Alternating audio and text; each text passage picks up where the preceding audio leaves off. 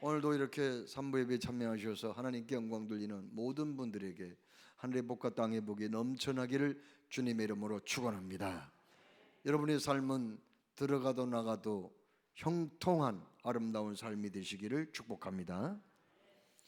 서울 동대문 구민회관에서 색다른 결혼식이 있었습니다.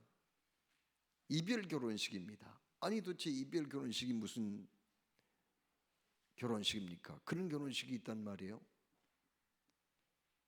그런데 그날 결혼식은 정말 이별 결혼식이었어요. 신부의 나이는 42세였습니다. 신랑의 나이는 52세였습니다. 이분들은 10년 전에 만나서 혼인신고도 하고 함께 동거했지만은 너무 형편이 어려워서 결혼식을 못 올린 거예요. 신랑은 종종 결혼식을 올리지 못한 것에 대해서 아내에게 미안함을 토로했습니다. 그러면서 나도 어서 턱시도를 입고 나비 넥타이를 하고 결혼식 하고 싶다. 종종 그런 말을 했어요. 남편은 택시 운전을 하신 분인데 쉬지 못하고 열심히 하다 보니 무리가 됐는지 간암에 걸리고 말았어요. 그래서 항암 주사도 맞고, 그리고 아내의 정성껏 아내가 간호를 해줬건만 병세가 더욱더 악화되어 가지고 담당 의사가 이제 얼마 살지 못하게 되었으니 마음의 준비를 하라는 그런 말을 듣게 되었습니다. 그때 아내가 남편이 종종 했던 말을 생각했습니다. 남편이 이제 가망성이 없게 되었으니 죽기 전에 결혼식이라도 올리는 게 좋겠다. 남편의 소원을 들어주는 게 좋겠다. 이런 마음으로 결혼식을 준비를 했습니다. 그러나 여유가 없었거든요. 그때 같은 남편의 회사 직원들이 십시일반으로 결혼 자금을 모아주기도 했습니다. 드디어 구민회관을 빌려서 결혼식이 시작됐는데 참으로 눈이 쑥 들어가고 몸은 꼬챙이처럼 말라버리고 얼굴이 창백해진 남편의 손을 잡고 신부가 입장을 하게 된 겁니다. 그런데 오래 참고 참았던 눈물이 그냥 쏟아지고 말았어요. 아내가 우는 모습을 바라보고 신랑도 눈물을 쏟고 말았습니다.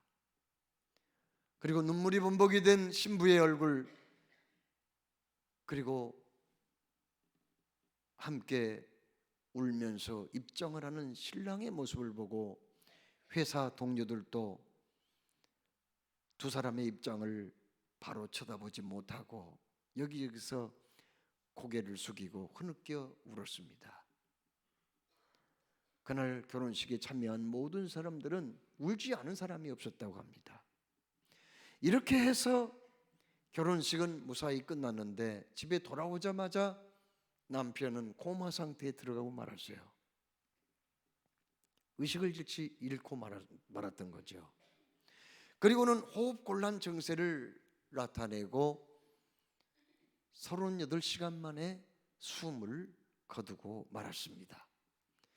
결국 신랑은 86세의 노모와 아내를 남겨두고 이 세상을 떠나고 말았던 겁니다.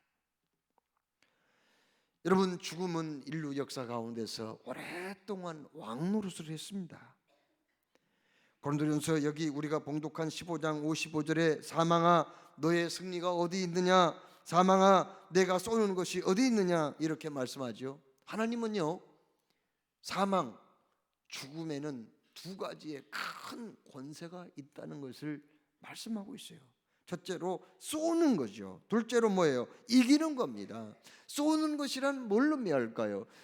독사가 먹잇감을 무는 것을 말해요. 독사의 이빨은요 안으로 휘어져 있기 때문에 먹잇감을 한번 물면은 쉽게 놓치지 않습니다. 그리고 먹잇감을 물었으면은요 독을 주입을 시키는 거예요. 그래서 그 몸을 마비시켜 버립니다. 신경을 마비시켜 버립니다. 이와 마찬가지로 사망은 우리를 문다는 거예요. 그래서 우리의 양심을 마비시켜 버린다는 겁니다. 그리고 어떻게 합니까? 죄를 짓게 만드는 거예요. 그리고 결국은 노예를 삼아 버립니다.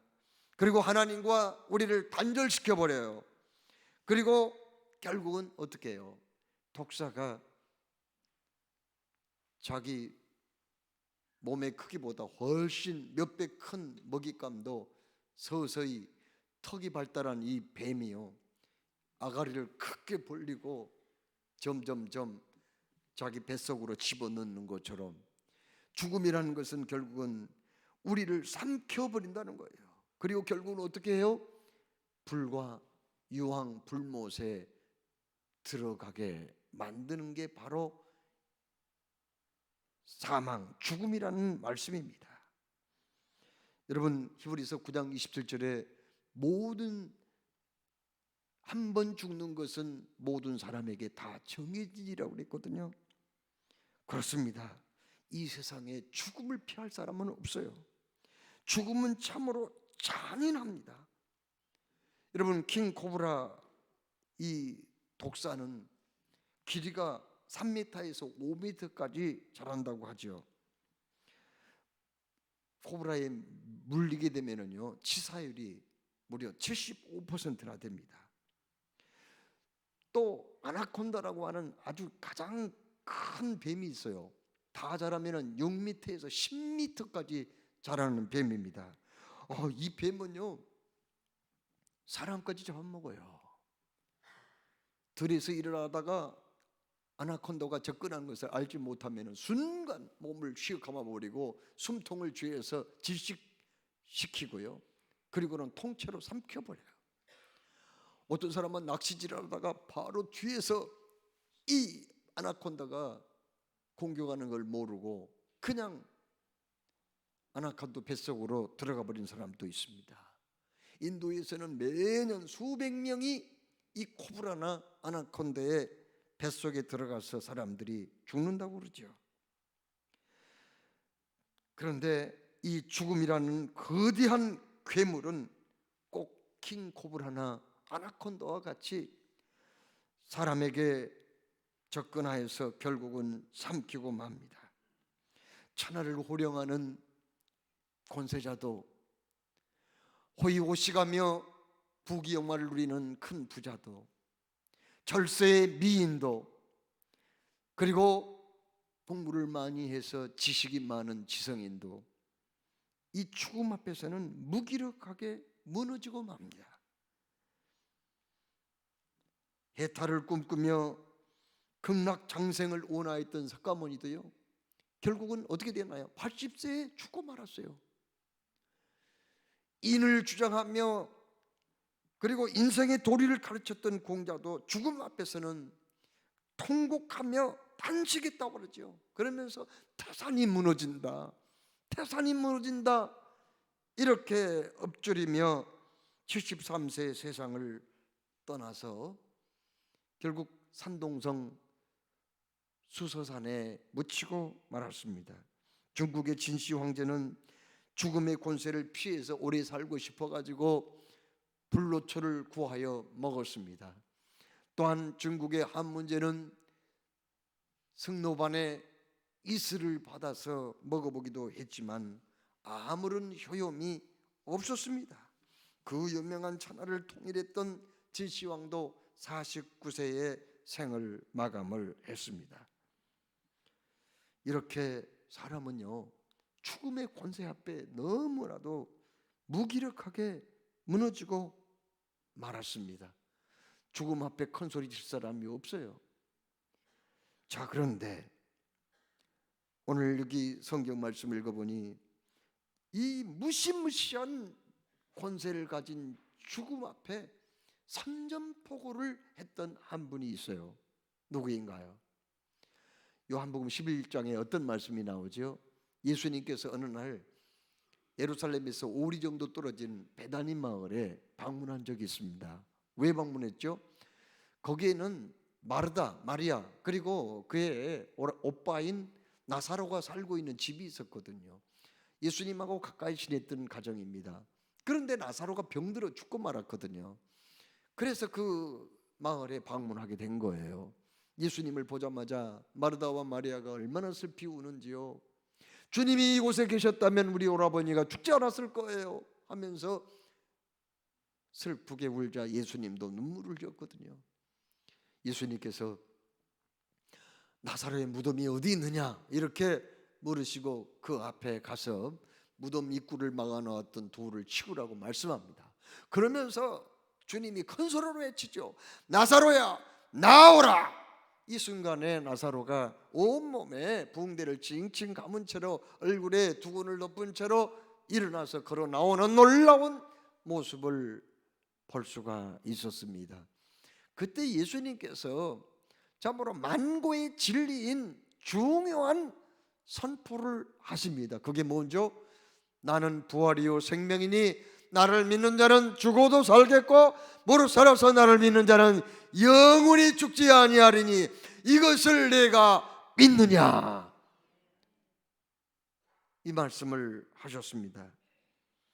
예수님의 부활에 관한 놀라운 선포의 말씀은 그대로 이루어졌죠. 죽음은 예수님까지 삼켰습니다. 예수님도 무덤에 묻혔어요. 그런데 예수님을 사랑했던 막달라 마리아와 몇몇 여인들이 예수님께 발라드릴 향품을 사두었거든요. 안식일을 지나고 첫날, 그러니까 일요일이었습니다. 그때 예수님의 무덤에 몇몇 여인들이 올라갔어요.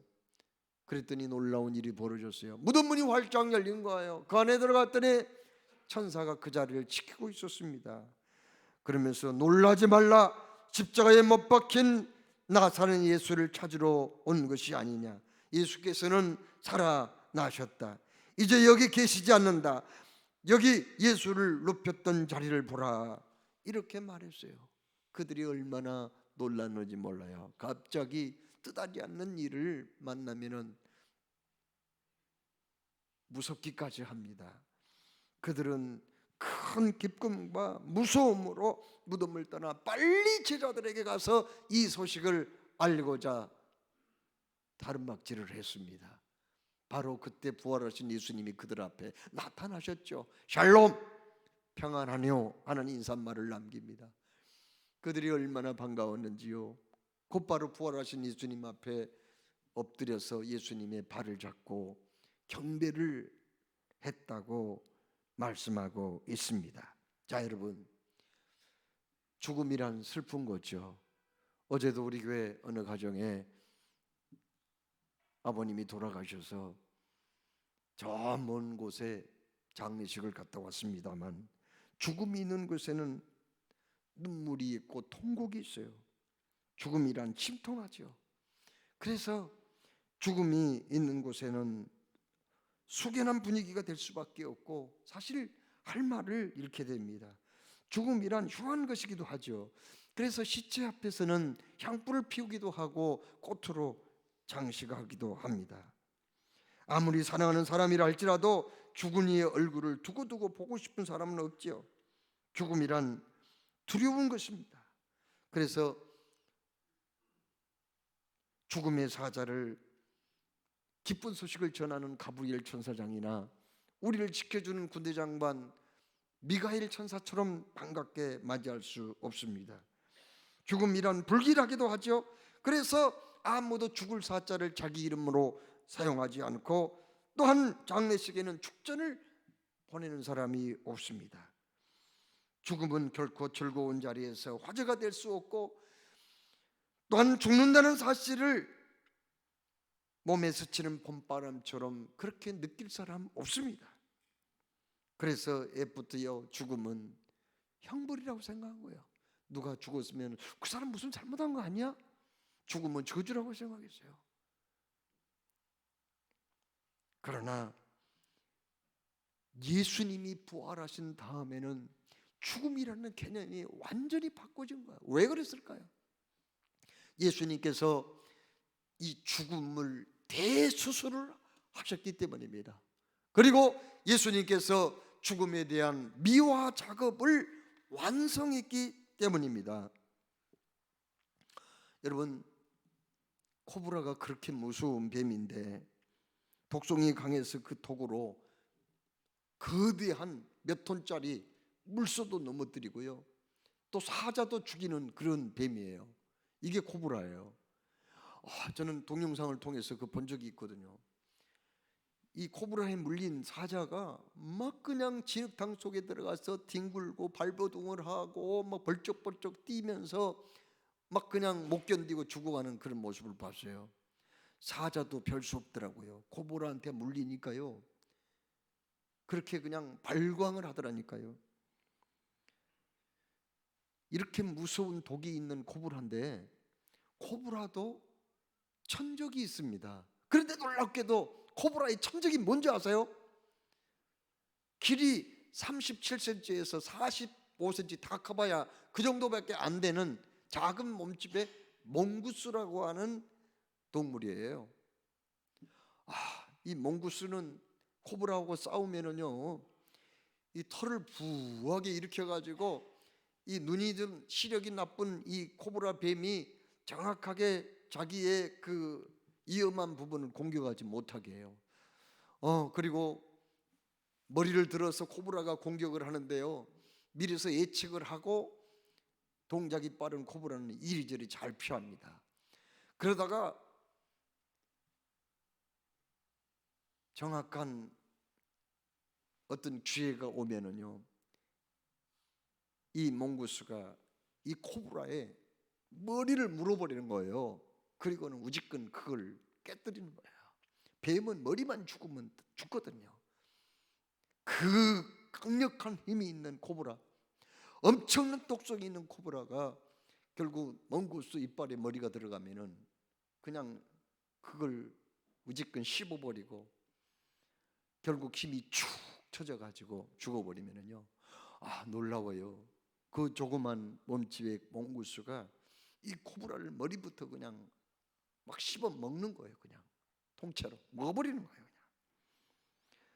그런데 이 몽구스가 코브라에게 강한 이유가 있습니다. 그것은 몽구스 몸속에는 알파 누리오톡신이라고 하는 성분이 있는데 이것은 코브라의 독성을 중화시켜주는 역할을 한다는 거예요.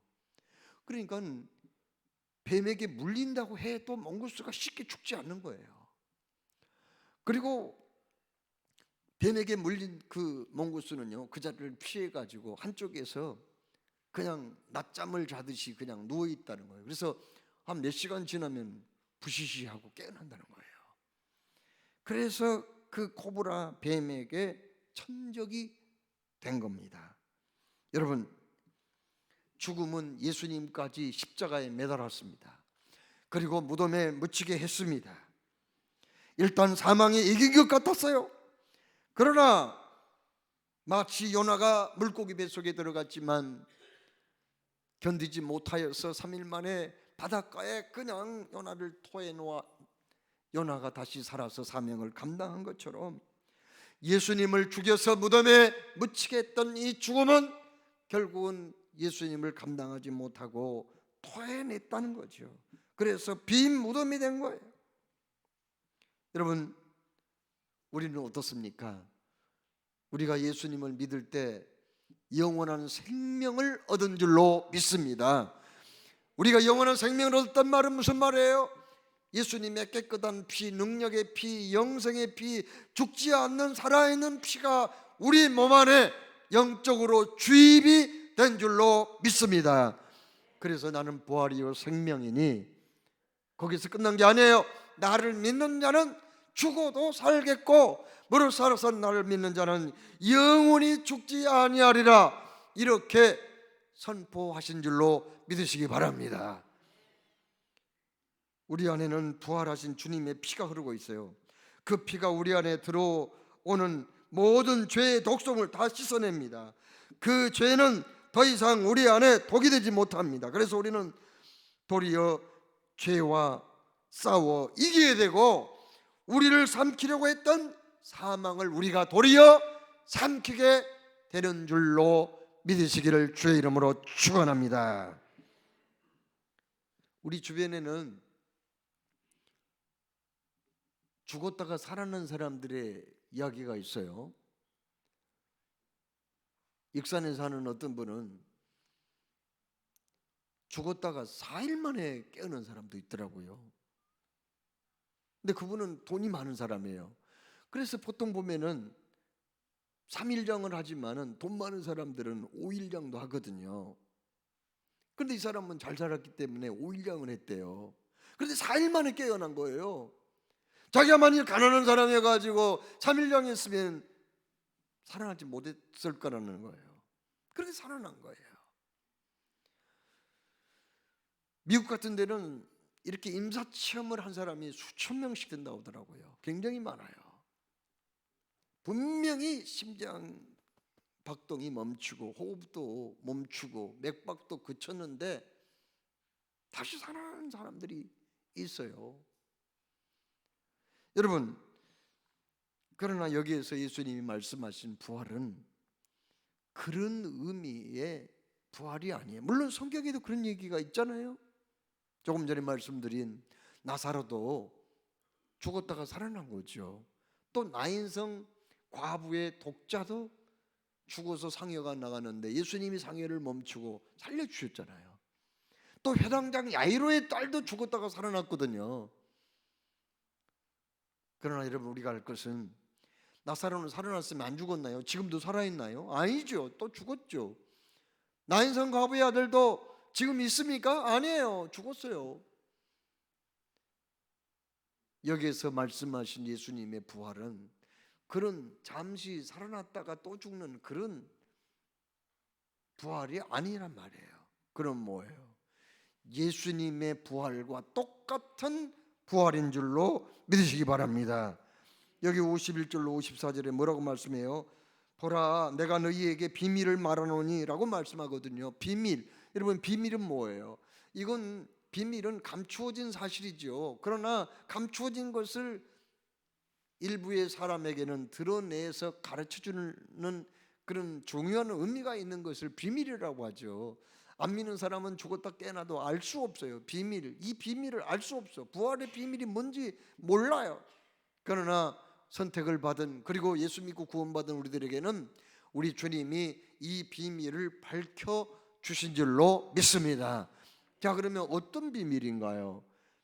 오늘 여기 말씀합니다. 다 잠잘 것이 아니요 마지막 나팔의 순식간에 호련히 다 변화하리니 나팔 소리가 나매 죽은 자들이 썩지 아니할 것으로 다시 살아나고 우리도 변화하리라. 이렇게 말씀합니다. 무슨 뜻인가요? 여러분, 이 세상 마지막이 되면은요 반드시 우리 예수님이 재림을 하시는데, 재림을 하시기 전에 이제 7년 대환란이 시작되는 거예요. 그리고 7년을 3년 반, 전 3년 반, 후 3년 반으로 나누거든요. 그러면 전 3년 반의 대환란이 끝날 때쯤에 그때 예수님이 재림을 하십니다. 재림의 징조는 여러 가지가 있죠. 마태복음 24장에 저체 기근이 있고요, 굶어 죽은 사람들이 그렇게 많고요, 또 전쟁이 그렇게 전쟁하는 일들이 많이 벌어지고요, 또 이단들이 판을 치고요, 사람들의 사랑이 식어버리고요, 그리고 그때가 되면은 사람들이 점점 주님을 사랑하지 아니하고 자기를 사랑하면서 살아가는 일이 생길 거라고 말씀하셨어요. 그게 심해져서 전 3년 반 이제 대환란의 시작이 되고, 3년 반, 전 3년 반 대환란의 기간이 끝나면 그때 예수님이 공중 재림을 하시는 거예요. 재림할 때 그냥 오시는 게 아니라 예수 믿고 먼저 주님 나라에 간 사람들 있잖아요. 낙원에 가 있는 사람 있잖아요. 그 사람의 영혼을 데리고 옵니다. 그리고는 공중재림하실 때에 그때 어떻게 벌어집니까? 그 죽은 사람의 장례식이 있었을 거 아니에요. 예수 믿고 죽은 사람도 장례식이 있었죠. 어떤 모양이든지 어떤 모양으로 장례를 했든지 그건 상관이 없어요. 주님이 데려온 그 영혼과 육체가 하나가 되어서 예수님이 부활하신 것과 똑같이 부활을 하게 되고, 부활한 그 신령한 몸은 들림을 받아서 공중에서 주님을 뵙게 되는 거죠. 그때 우리 주님이 공중재림하실 때 큰 호령소리와 천사장의 나팔소리와 함께 오시게 되는데, 이렇게 해서 예수 믿고 죽은 자들이 먼저 부활을 하고 그 다음에 그때까지 살아남아 있는 사람이 있잖아요. 오늘 밤이라도 우리 예수님 모신다면은 우리들은 죽음을 보지 않고 그냥 호련히 변화를 받아서 갑자기 부활하신 예수님의 몸으로 변화를 받아서 들림을 받게 되는 거죠. 그리고 공중에서 어린 양 혼인잔치가 벌어지는 거예요. 그리고 지상에서는 어떤 일이 벌어집니까? 마지막 3년 반 대환란의 기간이 계속되는 거죠. 엄청난 전쟁, 그리고 자연재해, 그리고 질병, 이런 재앙이 구원받지 못한 사람을 괴롭히고, 그래서 이로 인하여서 죽은 사람들의 피가 강물을 이룰 것이라고 말씀했어요. 그리고 대환란의 기간이 끝나면 예수님께서 구원받은 사람들과 함께 지상 재림을 하세요. 그리고 1000년 동안 왕노릇하게 하십니다. 그리고 그 다음에 어떻게 해요? 예수 안 믿고 하나님을 배반하고 우상 숭배하고 제멋대로 살았던 사람들 다 살려냅니다. 그 사람이 병들어 죽었든지 아니면 사고로 죽었든지 아니면 바다에서 빠져 죽었든지 다 살려내서 크고 흰 보좌, 백보좌 앞에서 심판을 받게 하고, 그리고 나서 마귀 사탄과 귀신들과 함께 영원히 꺼지지 않은 지옥불에 던져지게 되는 거예요. 그리고 구원받는 사람들은 어떻게 됩니까? 주님이 십자가에 돌아가시기 직전에 요한복음 14장에 말씀하셨잖아요. 너희는 마음에 근심하지 말라. 하나님을 믿으니 또 나를 믿으라. 내 아버지 집에 거할 곳이 많도다. 그렇지 않으면 너희에게 일렀으리라. 내가 먼저 가서 너희의 있을 거처를 예비하러 가노니, 가서 너희를 위하여 거처를 예비하면 내가 다시 와서 너희를 내게로 영접하여 나 있는 곳에 너희도 있게 하리니 나에 가는 그 길을 너희가 아느니라. 아멘. 그 말씀대로 주님이 예비해 놓으신 새 하늘과 새 땅, 새 예루살렘 성에 입성하여서 영원토록 주와 함께 영광 중에 거하게 될 줄로 믿으시기 바랍니다. 이게 바로 비밀이라는 거예요. 우리 모두는 부활에 동참해서 주님과 함께 영생복락 멸류관을 얻게 될 줄 믿으시기를 주의 이름으로 축원합니다. 여러분, 유명한 부흥사 무디라는 사람이 있었습니다. 무디는 100만 영혼을 구원은 했다고 하죠. 배운 것은 없었지만은 정말 하나님이 그를 사용하셔서 수많은 영혼들을 구원하셨어요. 그런데 그 사람이 이제 죽음을 눈앞에 두게 되었습니다. 임종을 맞게 된 거예요. 그를 따르는 많은 사람들이 무디를 지켜보고 있었습니다. 그때 무디가 이렇게 말을 했습니다. 보라, 영화롭도다. 땅이 물러가고 하늘이 임하는구나. 하나님께서 지금 나를 부르신다. 이렇게 말을 했어요.